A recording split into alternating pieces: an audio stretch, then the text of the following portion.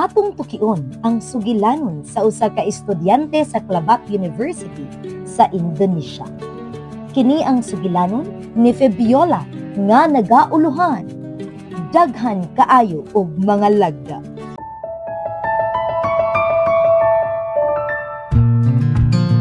Wala pa nataw si Fabiola sa Indonesia, apan aduna nay trahedya nga nahitabo. Namatay ang iyang papa samtang 3 ka bulan pa lang nga nagbuntis ang iyang mama. Sa dihang 18 anyos na siya, namatay usab ang iyang mama. 2 ka tuig ang milabay, nasubli ang iyang kasakit sa pagkamatay sa iyang lola nga iyang kauban sa daghan nga panahon. Nag-eskwela si Fabiola og nursing sa Clabat University, usa ka Adventist nga universidad nga girekomendar sa iyang magulang. Miingon ang iyang igsuon. Puyo lang sa dorm, daghan og balaod o lagda didto, pero maayo na. Apan para ni Fabiola, lisod ang pagsunod sa daghang balaod o lagda. Lakip na ang obligasyon nga moapil sa worship matag buntag, gabii ug matag Sabado. Wala siya'y interes sa Ginoo o sa Biblia.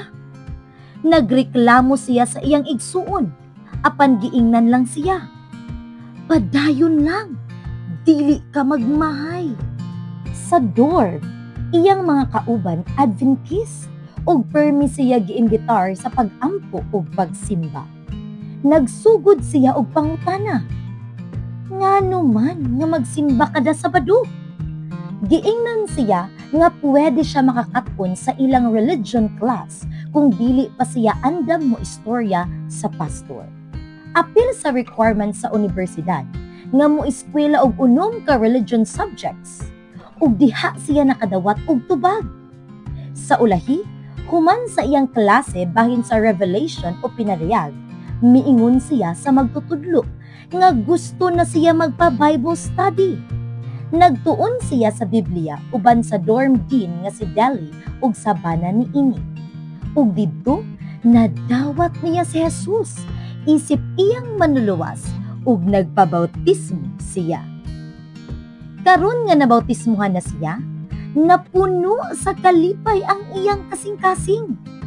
Bisan wala na ang iyang tinuod nga pamilya, nakakaplag siya og bag-ong pamilya sa universidad.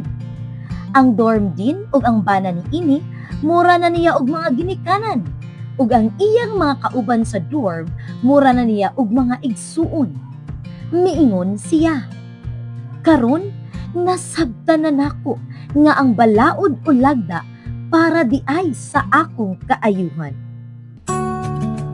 Ang Edelweiss Dormitory sa Clabat University gitukod pinaagi sa 13th Sabbath offering ni adtong 1981. Ug hangtod karon, ang bunga sa maong halad nagapadayon sa pagdala sa mga batan-on ngadto kang Kristo Jesus.